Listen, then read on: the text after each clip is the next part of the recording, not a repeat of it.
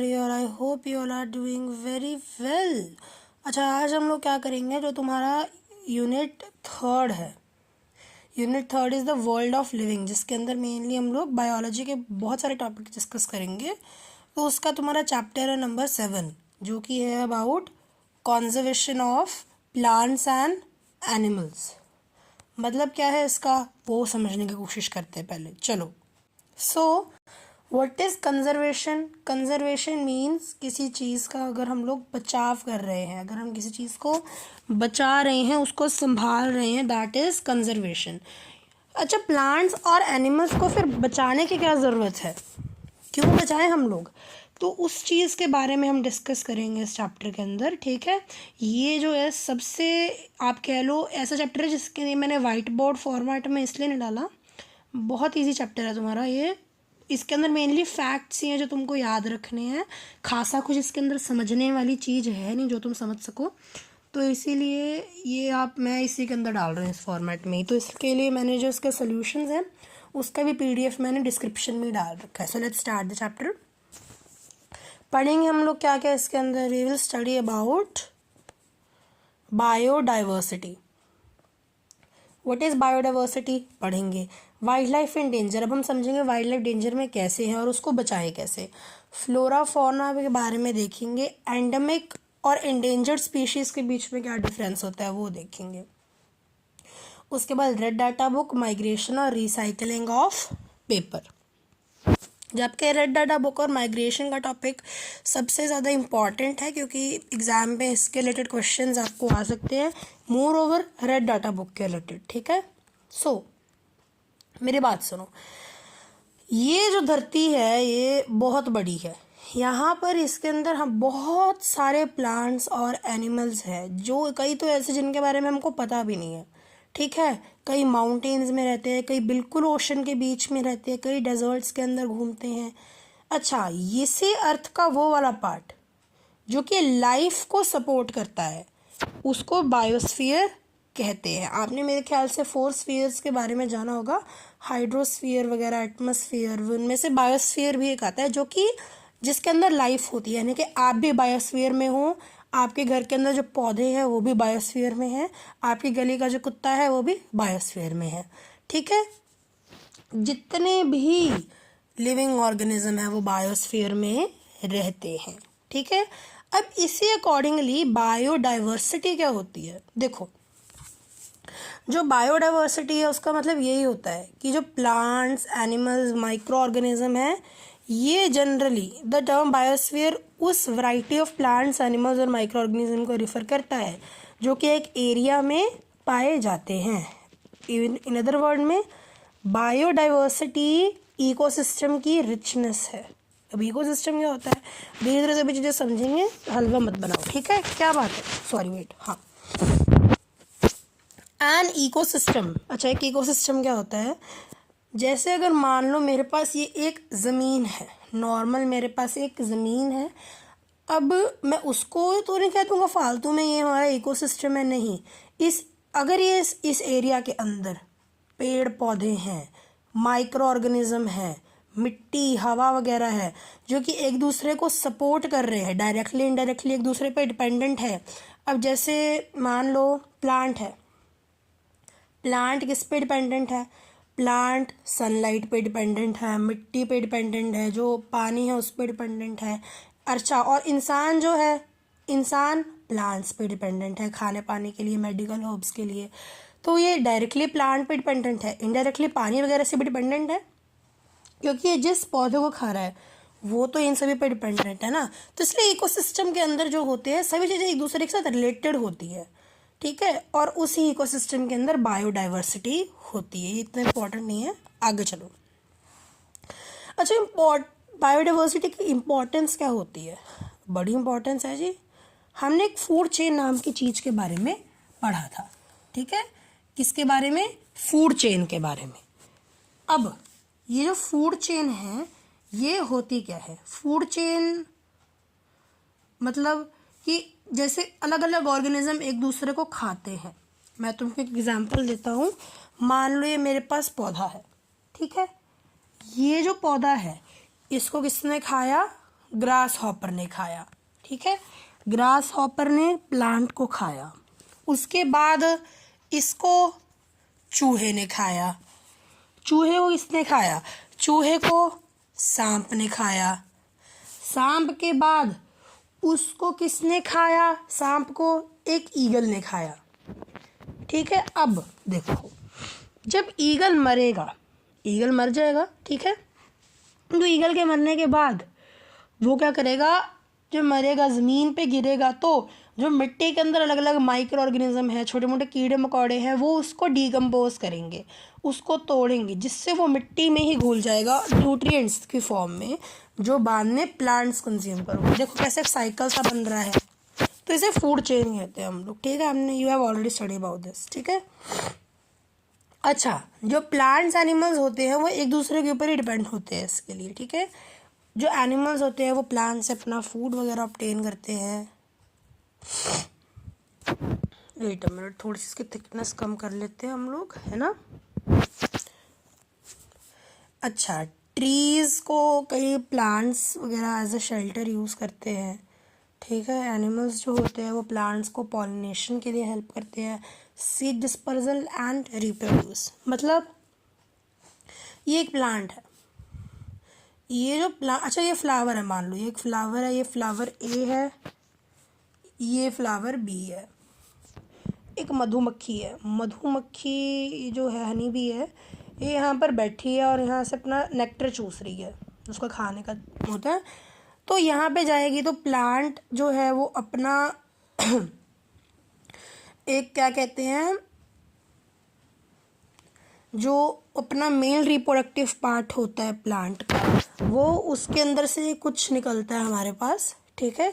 वो ये चिपके जाएगा इस पे से, और वो जाकर दूसरे फ्लावर पे बैठेगा। तो वो जो उसके ऊपर चिपका हुआ है वो उस पर उतर जाएगा और बाद की में रिप्रोडक्शन होएगा।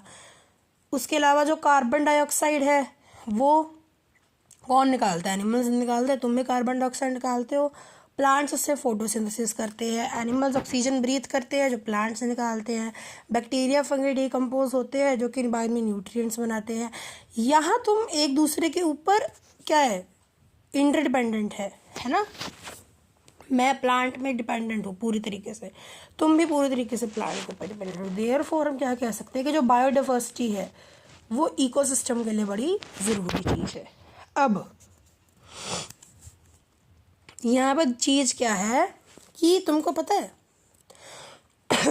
About 1/5 of the total land area of India has forest that are richly populated in different species, ठीक है, ऑफ प्लांट एंड एनिमल्स।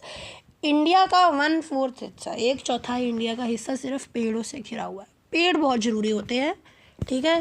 तुम यहाँ पे रीजंस दे रखे हैं अच्छे सारे, अब उनकी मैं तुमको इन समरी बता देता हूँ। फर्स्ट पॉइंट के अंदर वही गैसेस के इंटरचेंज के बारे में बताया गया है। जो तुम कार्बन डाइऑक्साइड निकालते हो वो प्लांट्स ब्रीथ करते हैं, फोटोसिंथेसिस करते हैं, फिर ऑक्सीजन निकालते हैं, ऑक्सीजन तुम ब्रीथ करते हो। सेकंड के अंदर क्या बताया रखा है, सॉइल इरोजन को प्रिवेंट करते हैं। अगर किसी को डाउट है सॉइल इरोजन क्या होती है, यानी कि मिट्टी का एक जगह से दूसरी जगह पे उड़ जाना या फिर ट्रांसफ़र होना। अब आप कहोगे ये होता कैसे है, होता कैसे से बड़े सवाल है कि इससे नुकसान क्या होगा। मिट्टी तो मिट्टी है ना, धरती तो एक ही है, मिट्टी एक जगह से दूसरी जगह पे जाए, उससे दिक्कत ये होती है कि देखो जैसे मान लो बहुत हवा चल रही है, ये एक एरिया है, ये एरिया बड़ा फर्टाइल है, इसके अंदर अच्छे अच्छे तुम लोग हम फसल उगा सकते हैं। कितनी अच्छी बात है ना, फसल उगेगी इसमें, तुम खाओगे, अपना पलो भरोगे, पार्टी करोगे। बट बहुत हवा चल रही है या फिर मान लो बाढ़ आ गई तो यहाँ से वो मिट्टी क्या होगी, जाएगी और कहीं और चली जाएगी। तो यहाँ के लोगों का तो नुकसान हो गया ना, यहाँ के लोग तो रोते फिरेंगे। क्यों? क्योंकि उसके ऊपर जो फर्टाइल मिट्टी थी वो तो इरोड हो गई। देखो इरोड का मतलब जो होता है, इरोजन, इरोड शब्द, इनका मतलब ही होता है कि बिखरना या फिर उड़ना, तुम कह लो किसी चीज़ का डिकम्पोज होना, ठीक है। तुम ऐसे कह सकते हो किसी चीज़ का जाना। अच्छा, इसके अंदर क्या है, लेग्यूमिनियस प्लांट। तुम लोगों ने नाइट्रोजन साइकिल के बारे में पढ़ रखा है। तो भाई जो लेग्यूमिनियस प्लांट्स होते हैं, जो बीन्स होते हैं, ठीक है, क्या होता है उनके अंदर, राइजोबियम नाम का, राइजोबियम ही होगा अभी, ठीक है। तुमको ये नाम बहुत फेमिलियर है तुम्हारे। जो राइजोबियम है वो क्या करता है, एटमॉस्फेरिक नाइट्रोजन को किस में कन्वर्ट करता है, यूजेबल नाइट्रोजन में, जो कि प्लांट यूज़ कर सकते हैं। इसलिए मिट्टी के अंदर भी ये नाइट्रोजन बढ़ाते हैं। और क्या करते हैं हम लोगों को, प्लांट ट्री से चीज़ें मिलती है जैसे कि टिम्बर। ये टिम्बर शब्द आज कंफ्यूज मत होना, टिम्बर का मतलब लकड़ी होता है। फर्नीचर बनाने के लिए वुड पल्प होता है, जैसे कि वुड में से निकालते हैं उससे पेपर बनता है। लैटेक्स वाइट वाइट कलर का सब्सटेंस होता है जो जिससे रबड़ बनती है। फ्यूल ईंधन, जो फ्यूल तुमने कंबस्शन वाले चैप्टर में पढ़ रखा है। टर्पंटाइन, अच्छा जी, व्हाट इज टर्पंटाइन? टर्पंटाइन मेनली तुमको समझ लो तेल होता है। रेजिन गम भी एक तरीके की गम होती है, ठीक है, जो कि शायद तुमने रेजिन वगैरह देखे होंगे जिससे बड़ी सुंदर सुंदर सी चीज़ें बनती हैं, ठीक है। कई मेडिकल प्लांट्स भी हमको मिलते हैं जैसे कि एलोवेरा। एलोवेरा को तुमको पता है मेडिकल प्लांट्स का किंग कहते हैं, ठीक है। आपको पता है कि एलोवेरा को कई डाइजेस्टिव इश्यूज़ के लिए, कॉन्स्टिपेशन, इम्यूनिटी वगैरह के लिए यूज़ करते हैं। तुम खुद देखते हो ना, तुम देखते हो कितने कितने सारे जो फेस वॉश वगैरह आते हैं या फिर कितने और प्रोडक्ट्स आते हैं जिनके ऊपर लिखा होता है ना कि इतनी आयुर्वेदिक जड़ी बूटियों से बना हुआ। तो ये मेडिकल प्लांट्स भी अच्छे होते हैं, ठीक है। नेक्स्ट पॉइंट क्या बता रहा है, टेम्परेचर और रेनफॉल वगैरह के बारे में बता रहा है। क्या कह रहे हैं, देखो दो एरियाज़ है। एक एरिया में बहुत ज़्यादा पेड़ हैं, बहुत ज़्यादा पेड़ मतलब इतने पेड़ है कि तुम अपना घर बार बना लो, ऐसे बिल्कुल कम पेड़ नहीं। दूसरी जगह में पेड़ ही जी एक है, मतलब बहुत कम पेड़ है, वहाँ पे फ़र्क क्या पड़ेगा। पेड़ जो होते हैं वो एक जगह का टेम्परेचर यानी कि तापमान और रेनफॉल यानी कि बारिश को संभालते हैं। इसीलिए जहाँ पर डेंस वेजिटेशन, जहाँ पे ज़्यादा पेड़ पौधे होते हैं वो एरिया ठंडे होते हैं कि इनके कंपैरेटिवली जहाँ पे कम पेड़ पौधे होते हैं। जो वाटर लॉस होता है प्लांट में से, ठीक है, वो भी बारिश वगैरह करने में मदद करता है। नेक्स्ट पॉइंट क्या बताता है, वो भी सॉइल इरोजन वाला है। मतलब सॉइल इरोजन वाला जो आपको पता है जो रूट्स होती हैं, आप ऐसे समझ लो कि ये एक हिली एरिया है और ये भी एक हिली एरिया है। मैं दोनों में से इक्वल अमाउंट ऑफ पानी गिराया सेम टाइम पे। अच्छा, इस वाले एरिया में पानी को नीचे आने में ज़्यादा टाइम लग रहा है, ये वाला एकदम से झटपट आ रहा है। क्यों आ रहा है, क्योंकि जो पहले वाला एरिया है मैंने वहाँ पर पेड़ ज़्यादा लगाए हैं। अच्छा, अब उससे क्या फ़र्क पड़ता है, देखो पेड़ की जो जड़ें होती हैं वो ज़मीन के अंदर होती हैं, ठीक है, वो मिट्टी को पकड़ के रखती हैं। जिससे क्या होता है, मिट्टी को पकड़ के रखती है, मिट्टी को पकड़ के रखती है तो क्या होगा, इससे जो पानी का फ्लो है उसको वो धीमा स्लो करती है, जिससे पानी मिट्टी में एब्जॉर्ब हो जाती है। एब्जॉर्ब होगी तो ग्राउंड वाटर लेवल बना पड़ेगा, यानी कि ज़मीन के नीचे का पानी का लेवल सही रहेगा। लास्ट पॉइंट क्या बताता है, फॉरेस्ट जो होता है वो पानी का लेवल चेक करके रखता है। नेक्स्ट है थ्रेट्स टू बायोडाइवर्सिटी। हमने पढ़ लिया जी, बायोडाइवर्सिटी तो बड़ी ज़रूरी है हमारे लिए, है ना। ओ माय गॉड, अब ये इससे बायोडाइवर्सिटी को बड़े खतरे भी होते हैं, जैसे कि अगर मैं तुमको बताऊं क्या क्या खतरे होते हैं। सबसे पहला है डिफॉरेस्टेशन। डिफॉरेस्टेशन, अच्छा मेरी बात सुनो, तुम ज़रा वर्ड पे ध्यान दो, तुम्हारा वर्ड क्या कह रहा है यहाँ पे। तुम एक बार डी को इग्नोर कर दो, यहाँ पे क्या तुमको दिख रहा है, फॉरेस्टेशन। फॉरेस्ट वर्ड आ रहा है यानी कि जंगल होना, उसके आगे हमने डी लगा दिया यानी कि फॉरेस्ट काटना। डिफॉरेस्टेशन क्या है, डिफॉरेस्टेशन का मतलब होता है एक बड़े सारे एरिया में से हम लोग क्या कर रहे हैं, जो पेड़ हैं उन्हें हम काट रहे हैं, ठीक है। डिफॉरेस्टेशन ये नेचुरल भी होती है, ह्यूमन एक्टिव भी होती है। नेचुरल डिफॉरेस्टेशन जो होती है, नेचुरल डिफॉरेस्टेशन कैसे होती है, फॉरेस्ट फायर से हो सकती है। जंगल में नेचुरली आग लग रही है तो पेड़ उससे कम होते हैं, और अगर सूखा पड़ जाता है तब कम होते हैं। डिफॉरेस्टेशन ज़्यादातर ह्यूमंस की वजह से ही होती है। उनको क्या चस्का पड़ा है पेड़ काटने का, क्या क्या है देखो। सबसे पहला पॉइंट क्या बताता है, हम पेड़ क्यों काटते हैं इंसान, ताकि हमको ज़मीन मिल सके, ताकि हम लोग कुछ वहाँ पर बिल्डिंग्स बना सके। उसके अलावा हमको रोबोटिक्स, कोल, पेट्रोलियम वगैरह ये सभी चीज़ें बनानी हो, खोदनी होती है, ज़मीन से निकालनी होती है, क्योंकि जंगल वाला जो एरिया होता है उसके नीचे ज़्यादा मिनरल्स वगैरह होते हैं। उसके अलावा डैम्स, रोड्स और पार्क्स वगैरह बनाने के लिए, वुड लेने के लिए, कंस्ट्रक्शन मटेरियल के लिए। और जो अनचेक्ड ग्रेजिंग होती है एनिमल्स की, अनचेक्ड ग्रेजिंग मतलब क्या सिस्टम है यहाँ पे कि अगर ग्रेजिंग होगी, ज़्यादा ग्रेजिंग होगी तो क्या होगा, एनिमल्स होंगे जो जो जो जो एनिमल्स की ग्रेजिंग हो, ग्रेजिंग करना यानी कि चराना, ठीक है, वो ग्रेज करेंगे ज़्यादा तो क्या होगा, वो जो बीज वगैरह होते हैं उनको भी वो खा जाएंगे, जिससे पेड़ पौधे कम उगेंगे। अच्छा, डिफॉरेस्टेशन होगी। अच्छा, डिफॉरेस्टेशन से होगा क्या, डिफॉरेस्टेशन से बड़ी दिक्कतें होती हैं जी। सबसे पहला लॉस ऑफ हैबिटेट, फॉरेस्ट जो होते हैं कई जानवरों का घर होते हैं, तो डिफॉरेस्टेशन उनका घर उजाड़ेगा और वो एक्सटेंट हो जाएंगी, ख़त्म हो जाएंगी उनकी प्रजाति। उसके अलावा जी क्या बता रखा है हमको यहाँ पर, और क्या होता है डिफॉरेस्टेशन से, डिफॉरेस्टेशन होता है क्लाइमेट चेंज होता है। जैसे कि पेड़ पौधे हमने पढ़ा कि भाई वो तो टेम्परेचर वगैरह के लिए अच्छे होते हैं, पेड़ पौधे नहीं होंगे तो कार्बन डाइऑक्साइड का लेवल इधर उधर हो जाएगा, ठीक है, एटमॉस्फेयर के अंदर कार्बन डाइऑक्साइड का लेवल इफेक्ट होगा। कार्बन डाइऑक्साइड जो होती है वो जो सूरज से गर्मी निकलती है अर्थ की तरफ, तो कार्बन डाइऑक्साइड उस गर्मी को कैद करती है, जिससे जो अर्थ का टेम्परेचर है वो गर्म हो, ठीक है, तो जिससे ग्रीन हाउस इफेक्ट होगा। कार्बन डाइऑक्साइड जो होती है ये भी एक ग्रीन हाउस गैस है। अगर कार्बन डाइऑक्साइड की मात्रा एटमॉस्फेयर पे ज़्यादा हो जाती है, ज़्यादा होगी तो ज़्यादा हीट को ट्रैप करेगी, ज़्यादा हीट को ट्रैप करेगी तो जो धरती का एवरेज टेम्परेचर है वो ज़्यादा होने लगेगा। एकदम से ज़्यादा होगा तो ग्लोबल वार्मिंग होगी, ठीक है। और ऐसे मत समझना ग्लोबल वार्मिंग एक बात होगी 2 मिनट बाद हट गई, नहीं, बड़ा इम्पैक्ट होता है इसका। अभी ज़्यादा गर्मी बढ़ रही है तो कई स्पीशीज़, तो कई जाति, जो कोई जानवरों की प्रजाति तो उसको हैंडल कर ही नहीं पाएगी, ठीक है।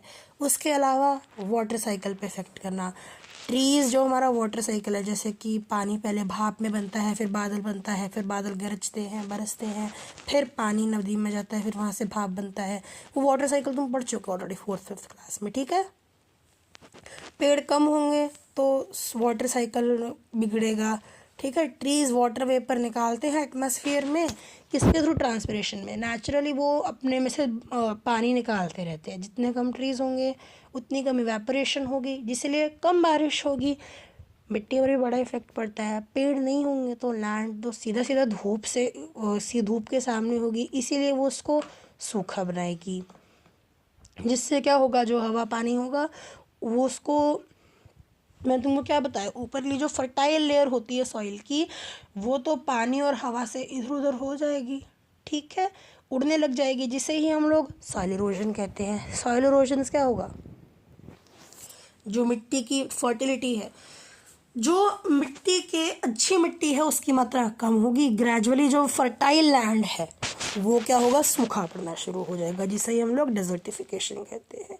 ये देखो यहाँ पर बताया जा रहा है तुम्हें कैसे ज़मीन बिल्कुल सूखी पड़ गई है। लास्ट पॉइंट क्या है, फ्लड्स एंड ड्राउट। देखो जो डिफॉरेस्टेशन होती है वो मिट्टी की पानी को अपने अंदर रखने की क्षमता कम करता है, इस जिसके कारण क्या होता है, पानी सॉइल से एक जगह से दूसरी जगह जाना बंद हो सकता है, जिससे फ्लड के चांसेस आने बढ़ सकते हैं। उसके अलावा चलो ये हमने सारा डिफॉरेस्टेशन के बारे में पढ़ा है। अगला खतरा क्या है बायोडाइवर्सिटी का, ओवर एक्सप्लॉयटेशन। मतलब देखो इंसान जो है, इंसान का क्या करता है, ये दूसरे जानवरों को अपने फ़ायदे के लिए बड़ा एक्सप्लॉइट करता है, बड़ा उनका फ़ायदा उठाता है। जैसे कि जो हाथी वगैरह होते हैं हमारे पास, हाथियों की जो टस्क होती है, यानी कि जो हाथियों की जो तुम कह लो दांत होते हैं, उनको लेके जाता है, उनको काट के लेके चला जाता है। अभी हाथी भी तो, हमारा हाथी राजा भी बायोडाइवर्सिटी का पार्ट है ना, वो भी इकोसिस्टम का पार्ट है। उसके अलावा टाइगर्स की चमड़ी उधारता है, उनके बोन्स टीथ को निकालता है। डियर, स्नेक और क्रोकोडाइल की भी चमड़ी निकालता है। जो एग्जॉटिक बर्ड्स होते हैं, एग्जॉटिक बर्ड्स जैसे कि वो तुमने देखे बड़े रंग बिरंगे से तोते होते हैं, वो एग्जॉटिक बर्ड्स होते हैं, ठीक है। उनको एज अ पेट रखता है। जो बियर्स होते हैं उनके फर के लिए, राइनोसोरस यानी कि जो वो एक सींग वाले होते हैं ना, उनके हॉर्न्स के लिए जो उनका सींग होता है, ठीक है, इससे वो उनको बड़ा एक्सप्लॉइट करते हैं। दिक्कत क्या पड़ जाती है, देखो अगर जो है टॉप लेवल का प्रेडेटर है वो फूड चेन के अंदर नहीं रहता तो पूरी फूड चेन ही बिगड़ सकती है। ओके, ये वाली पिक्चर थोड़ी गंदी आई है, कुछ नहीं होता, चलो आगे। इन्वेजिव स्पीशीज मतलब कि देखो कुछ ऐसी प्रजातियां होती है जो कि सिर्फ एक ही एरिया में पाई जाती है, ठीक है, उन्हें हम लोग एंडेमिक स्पीशीज कहते हैं। इनके बारे में हम आगे और डिटेल में पढ़ेंगे, ठीक है। इन्हें क्या होगा, अगर इकोसिस्टम के अंदर हम एक और नए टाइप के जानवर को लेकर आएंगे तो उससे उनको इफेक्ट पड़ेगा। ये जो स्पीशीज होती हैं ये क्या करेंगी, उनके हिस्से का खाना पानी लेने लगेगी, जिससे जो लोकल स्पीशीज हैं वो ख़त्म होंगी, ठीक है। अभी तुमको पता ये नहीं समझ होगा, बट एंडेमिक स्पीशीज के बारे में हम लोग आगे जानेंगे। अच्छा, आगे वाइल्ड लाइफ इन डेंजर, ये तुमको क्लियर नहीं है, रुको, ये वाली इमेज का ना मैं तुमको नॉर्मली बता देता हूँ। ये ना ज़्यादा तुमको इसकी अगर अच्छी इमेज नहीं आ पाई है तो मैं तुमको इसको ओरली समझा देता हूँ। देखो कई स्पीशीज़ होती हैं जिनकी पॉपुलेशन पिछले कुछ सालों के अंदर बड़ी ज़्यादा कम हो गई हैं। क्यों? ह्यूमन एक्टिविटीज़ बढ़ी हैं, वो पोचिंग हंटिंग वगैरह कर रहे हैं, ठीक है, जिससे वाइल्ड लाइफ कम हो रही है। अब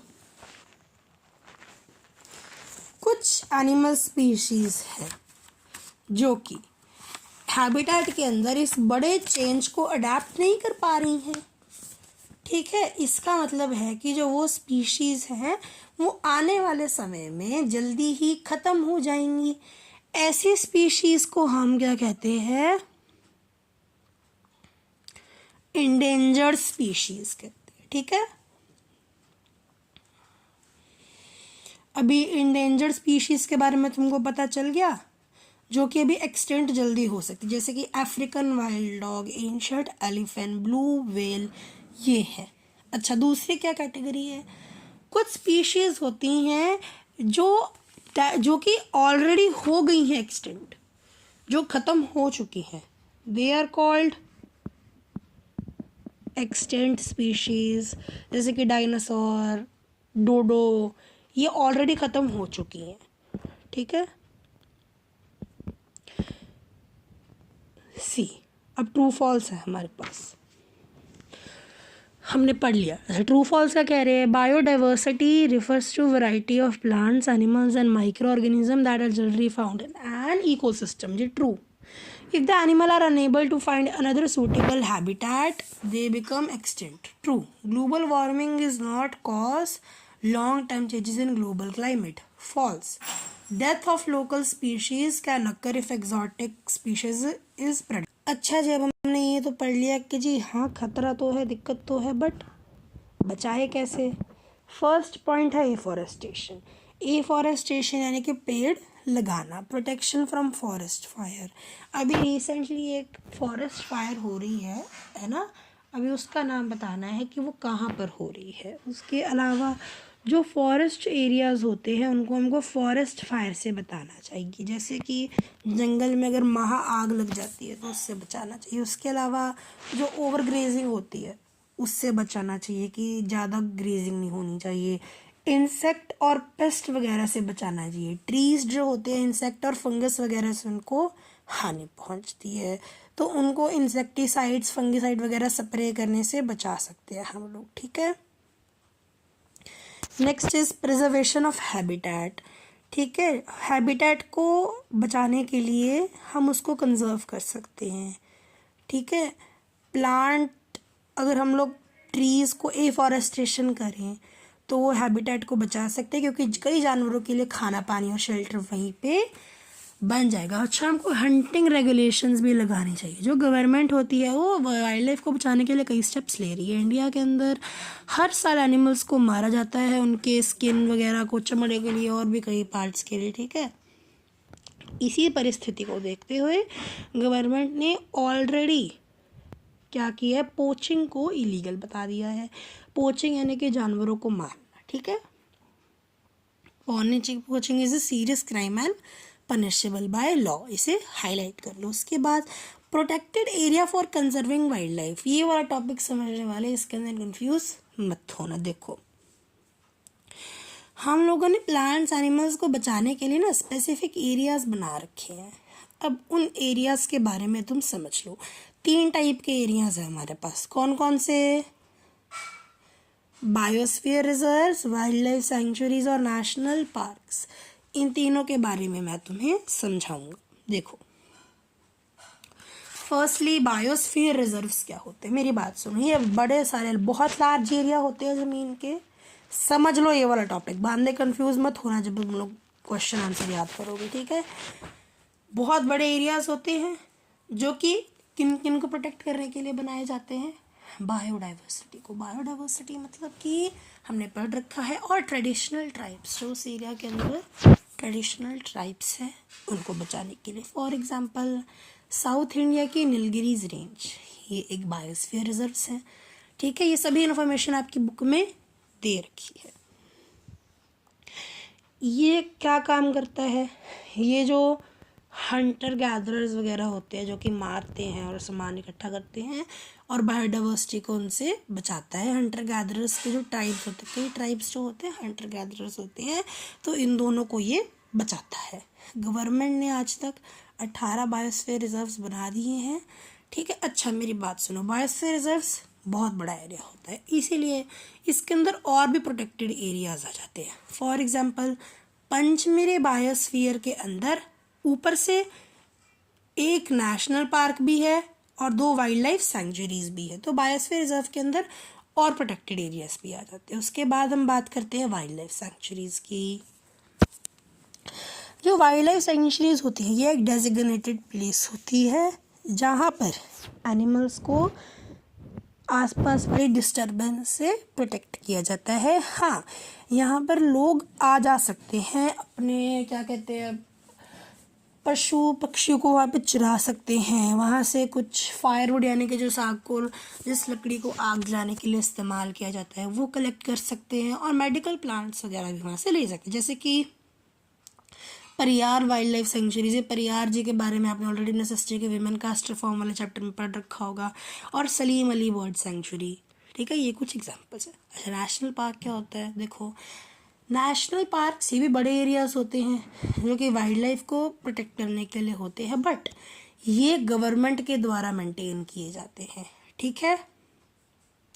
यहाँ पे कोई भी ह्यूमन एक्टिविटी अलाउड नहीं है, और ये स्ट्रिक्टली सिर्फ फॉरेस्ट और वाइल्ड लाइफ को प्रोटेक्ट करने के लिए यूज़ होते हैं। जैसे एक गिर national park, Bandipur national park से ना सुंदरबन नेशनल पार्क। अब इन तीनों में मेन डिफरेंस क्या है वो तुम समझ लो। What is the core difference between these 3? जो बायोस्फीयर रिजर्व्स है ये बायोडाइवर्सिटी, ट्राइब्स और इकोसिस्टम को बचाने के लिए यूज़ होता है, ठीक है।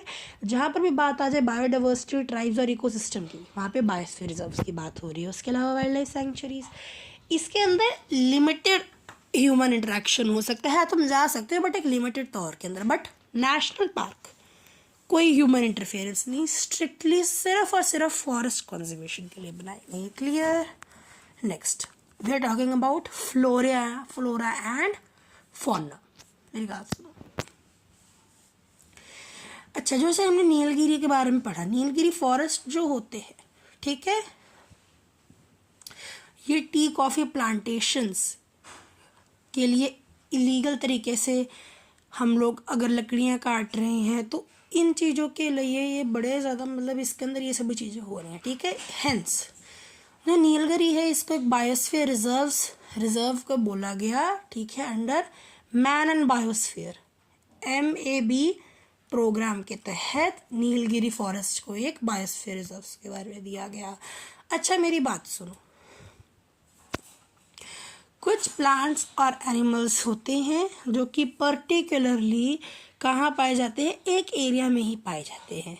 फॉर एग्जांपल नीलगिरी रिजर्व होता है, ये moist, dry, evergreen, tropical forest यहीं पे मिलती है। कई सारे एनिमल्स भी सिर्फ एक ही जगह पर पाए जाते हैं, जैसे कि इंडेंजर्ड लायन टेल्ड मकाऊ और नीलगिरी ताहर, ठीक है। जो प्लांट्स एक पर्टिकुलर एरिया में पाए जाते हैं उनको हम लोग फ्लोरा कहते हैं, और जो एनिमल्स एक स्पेसिफिक एरिया में पाए जाते हैं उन्हें हम लोग फौना कहते हैं। इसे आप ऐसे याद रख सकते हो कि जो फ्लोरा है उसके अंदर फ्लावर शब्द आता है, फ्लावर जैसे लगता है वो, तो FL फ्लावर, फ्लावर प्लांट, ठीक है। सिमिलरली पंचमेरी बायोस्फीयर रिजर्व जो है ये भी फ्लोरा फौना के अंदर बड़ा ही, इसके अंदर फ्लोरा फौना है, जैसे कि यहाँ पर साल, टीक, मैंगो, जामुन, सिल्वर फर्न, सोवन पाए जाते हैं। फौना के अंदर यहाँ पे चिकन कारा, ब्लू बुल, बार्किंग डेजर्ट, चीता, लेपर्ड और वाइल्ड डॉग, वुल्फ वगैरह आ जाते हैं। अब तुम लोग एक बात यहाँ से ध्यान में पढ़ लेना, एंडेमिक स्पीशीज़ के बारे में सिर्फ एग्जांपल्स वगैरह दे रखी हैं। अच्छा, एंडेमिक स्पीशीज़ क्या होती हैं? ये वो सी स्पीशीज़ होती हैं जो कि एक्सक्लूसिवली सिर्फ एक पर्टिकुलर एरिया में पाई जाती हैं। स्पीशीज़ का मतलब क्या होता है कि एक ऐसा ग्रुप ऑफ एनिमल्स जो कि सिमिलर है और वो जब रिप्रोड्यूस करे तो वो भी सिमिलरली एक क्या करते हैं, कॉमन कैरेक्टरिस्टिक होता है उनमें, जैसे कि इन ह्यूमंस की एक स्पीशीज़ होती है, उनकी एक प्रजाति है, ठीक है। एंडेमिक स्पीशीज़ क्या होते हैं? ये उस एरिया में पाए जाते हैं, ये स्पेसिफिक होते हैं एक एरिया में, लेकिन नेचुरली कहीं और नहीं पाए जा सकते, जैसे कि साल और वाइल्ड मैंगो, ये एंडेमिक फ्लोरा स्पीशीज़ हैं पंचमरी बायोस्फीयर रिजर्व के। On the other hand endemic fauna जो है बाइसन, जायंट गिर, लाइस, फेरिंग फायर वगैरह वगैरह, ये भी एंडेमिक स्पीशीज़ है। एंडेमिक स्पीशीज़ पर्टिकुलर प्लेस में पाई जाती है, इसलिए इनकी मात्रा का कम होना ये भी एक रिस्क है। फॉर एग्जांपल जो टपिर होता है, तापिर एक ऐसा एनिमल है जो कि रेन फॉरेस्ट, मलेशिया और सेंट्रल अमेरिका के रेन फॉरेस्ट में ही पाया जाता है। हाउएवर हैबिटेट लॉस के कारण ये बहुत कम हो चुके हैं, ठीक है। एस्टिक लायन ये सिर्फ गिर नेशनल पार्क में पाया जाता है जो गुजरात में है। जायंट स्क्विरल ये सिर्फ पंचमरी रिजर्व में पाई जाती है। जो मर्सलूपियन है ये भी सिर्फ ऑस्ट्रेलिया में पाए जाते हैं, और लायन टेल मकाओ भी सिर्फ नीलगिरीज में पाए जाते हैं। उसके अलावा रेड डाटा बुक सबसे इम्पॉर्टेंट है, मोस्ट इम्पॉर्टेंट है, इसमें बड़ा सारा स्टार लगा लो, ये पक्का ही पक्का आने वाला है तुम। देखो IUNC यानी कि international union of conservation of nature and natural resources, ये एक ऑर्गेनाइजेशन का नाम है, ठीक है। ये इसका क्या काम है?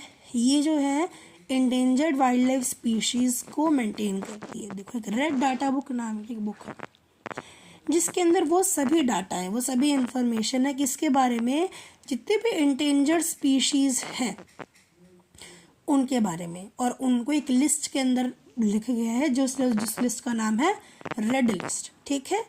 रेड डाटा बुक एक बुक का नाम है जिसके अंदर रेड लिस्ट है। रेड लिस्ट के अंदर सभी एंडेंजर्ड स्पीशीज़ के बारे में है। इसके बाद वाला पार्ट इंपॉर्टेंट है क्योंकि ये आपको सिर्फ याद करना है, ठीक है। ये जो स्पीशीज़ हैं इनको वनरेबल, इंडेंजर्ड और क्रिटिकली इंडेंजर्ड, एक्सटिंक्ट के द्वारा इनको कुछ कैटेगरीज में डिवाइड किया गया है। सबसे पहले कैटेगरी है वल्नरेबल, दूसरी है इंडेंजर्ड, तीसरी है क्रिटिकली इंडेंजर्ड और चौथी है एक्सटिंक्ट। उनकी पॉपुलेशन के हिसाब से उनको इन 4 ग्रुप्स में डिवाइड किया जाता है। 2019 के रेड लिस्ट के अकॉर्डिंगली जो टोटल नंबर है थ्रेटन्ड स्पीशीज़ का, यानी कि जो स्पीशीज़ खतरे में है, उनकी मात्रा कितनी है? 30178। और अभी कितनी एक्सटेंट यानी कि कितनी ख़त्म हो चुकी हैं? 877। अबाउट 10500 स्पीशीज़ जो हैं वो अब इंडेंजर्ड की कैटेगरी में आ चुकी हैं, और 13000 जो है वल्नरेबल की कैटेगरी में आ चुकी हैं। इसके बाद माइग्रेशन का टॉपिक भी आपका इम्पॉर्टेंट है। जो माइग्रेशन होता है, माइग्रेशन का मतलब होता है एक जगह से दूसरी जगह जाना। जो एनिमल्स होते हैं माइग्रेट करते हैं उनको हम लोग कहते हैं माइग्रेटरी एनिमल्स, ठीक है। कई एनिमल्स क्यों माइग्रेट करते हैं भाई? अब ऐसे नहीं उनकी मर्जी। देखो कई एनिमल्स माइग्रेट करते हैं क्योंकि उनकी जो खाने की अवेलेबिलिटी होती है वो चेंज हो जाती है, मौसम चेंज हो जाता है, इसीलिए कई इसीलिए माइग्रेट करते हैं हम कि मोस्टली तो इसलिए माइग्रेट करते हैं क्योंकि जिस एरिया में वो रहते हैं वहाँ पर ठंडी पड़ जाती है और खाने की कमी हो जाती है। ठीक है, तुमको 3 माइग्रेटरी एनिमल्स के एग्जाम्पल दे रखे हैं, तुमको तीनों के तीनों अच्छे से याद करने हैं। सबसे पहला है अंटार्कटिक टर्न। ये दुनिया में सबसे बड़ा माइग्रेशन लाता है, दुनिया में सबसे बड़ा माइग्रेशन करता है। ठीक है, ये अंटार्कटिक टू अंटार्कटिका जाता है हर 6 महीने में। ठीक है, फिर हर 6 महीने में जाता है, फिर 6 महीने में आता है। ये सबसे बड़ा सबसे लंबी माइग्रेशन करता है 50,000 माइल्स की। दूसरा हम्बैक व्हेल्स, ये भी लॉन्गेस्ट माइग्रेशन दिखाता है मैमल्स के बीच में। मैमल्स एक ग्रुप होता है, ठीक है, होता है, तुम भी मैमल ही हो। ठीक है, ये मैमल्स के अंदर सबसे बड़ा करता है। ये कोल्ड पोलर रीजन से इक्वेटर की तरफ आता है। ठीक है, इक्वेटर तुमने पढ़ रखा होगा। ठीक है, ये इक्वेटर होता है, कोल्ड पोलर रीजन से ये इक्वेटर की तरफ आता है। सेकंड है मोनार्च थर्ड है मोनार्च बटरफ्लाई। ये ठंडे क्लाइमेट्स में नहीं रह सकती, इसलिए विंटर्स के दौरान ये वार्मर एरियाज में आती है। ठीक है, और फिर से अपने एरिया में चल जाती है। कब तक? जब तक ठंड कम हो जाती है। अच्छा, उसके बाद रिसाइकलिंग ऑफ पेपर तुम्हारा चैप्टर का लास्ट टॉपिक है। देखो तुमको पता है अप्रॉक्सीमेटली 17 पेड़ों को काटा जाता है 1 टन, यानी कि 100 kg पेपर बनाने के लिए। ठीक है, अब जैसे जैसे पॉपुलेशन बढ़ रही है, पेपर की डिमांड भी बढ़ रही है ना। ठीक है, इसीलिए हमको ये समझना ज़रूरी है कि पेपर की अहमियत जानना ज़रूरी है। ठीक है, हम सभी को क्या ट्राई करना चाहिए कि ज़्यादातर हम पेपर को वेस्ट ना करें। हमने एक 3R रूल के बारे में समझा है। ठीक है, which is reduce, reuse and recycle. अच्छा, इसके अंदर क्या बताया गया है? देखो मोस्ट इम्पॉर्टेंट स्टेप क्या है कि हम लोग पेपर की कंजम्पशन को ही कम कर दें। सेकेंडली, अगर हमको पेपर को बार बार रीयूज़ करना चाहिए, जैसे जैसे हम लोग पेपर को रीयूज़ कर सकते हैं उस तरीके से करना चाहिए। थर्डली, हमको पेपर को रिसाइकल करना चाहिए। रिसाइकलिंग के दौरान क्या होता है? डिफॉरेस्टेशन कम होती है और एनर्जी कंजम्पशन भी कम होती है। ये हमारा पूरा चैप्टर ख़त्म हो गया है। नेक्स्ट वीडियो में we will start the chapter sound. Thank you everyone. Bye bye.